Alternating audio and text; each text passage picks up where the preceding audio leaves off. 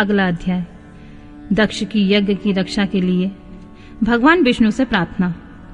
भगवान का शिवद्रोह जनित संकट को टालने में अपनी असमर्थता बताते हुए दक्ष को समझाना तथा सेना सहित वीरभद्र का आगमन।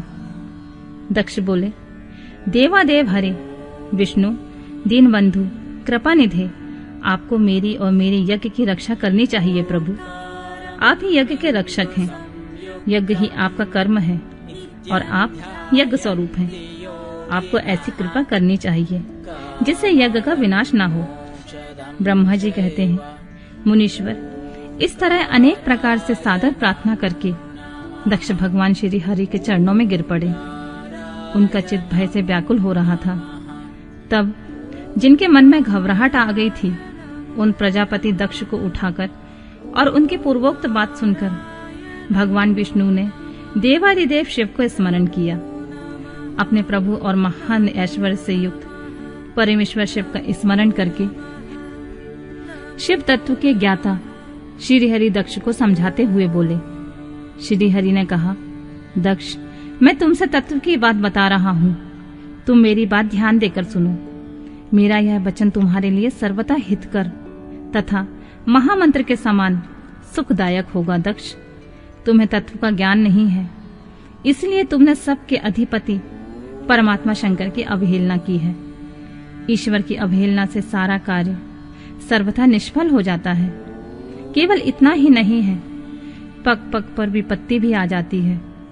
जहाँ अपूज्य पुरुषों की पूजा होती है, अपूजनीय पुरुष की पूजा नहीं की जाती है, वहाँ दरिद्रता, मृत्यु तथा भय, ये तीनों अवश्य प्राप्त होते हैं।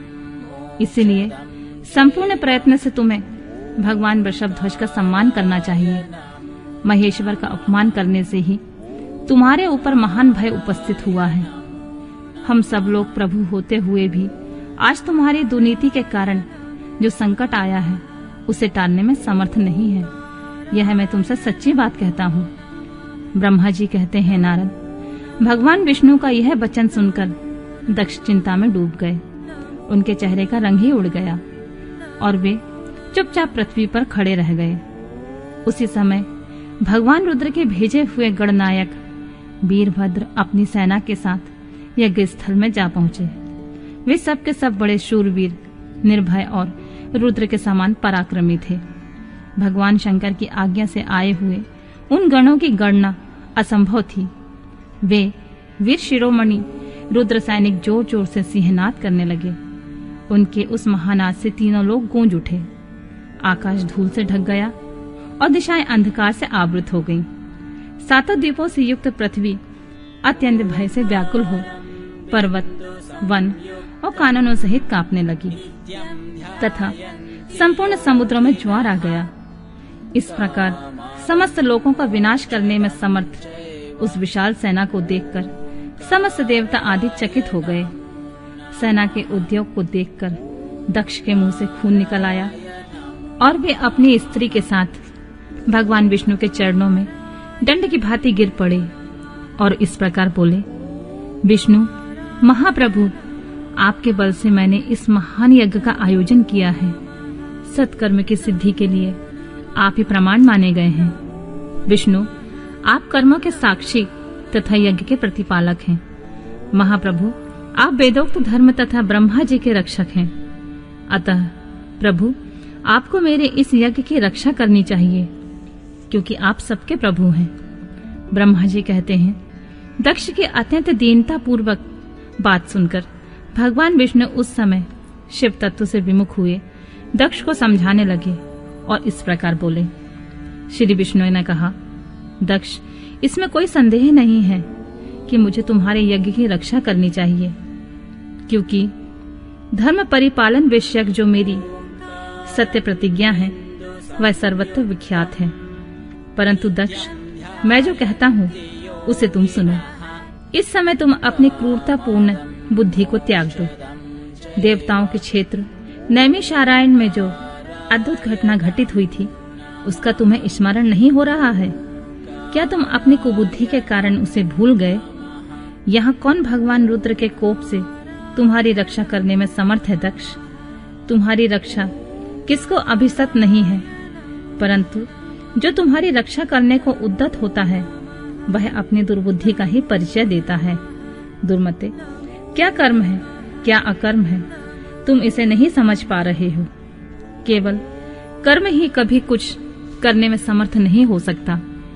जिसके सहयोग से कर्म में कुछ करने की सामर्थ्य आती है उसी को तुम स्वकर्म समझो। भगवान शिव के बिना दूसरा कोई कर्म में कल्याण करने की शक्ति देने वाला नहीं है। जो शांत हो, ईश्वर में मन लगाकर उसकी भक्ति पूर्वक कार्य करता है, उसी को भगवान शिव तत्काल उस कर्म का फल देते हैं। जो मनुष्य केवल ज्ञान का सहारा लेकर अनीश्वरवादी हो जाते हैं या ईश्वर को नहीं मानते हैं, वे शतकोटि कल्पों तक नरक में ही पड़े रहते हैं। फिर वे कर्मोपाश में बंधे हुए जीव प्रत्येक जन्म में नरकों की यातना भोगते हैं, क्योंकि वे केवल सकाम कर्म को ही स्वरूप का आश्रय लेने वाले होते हैं।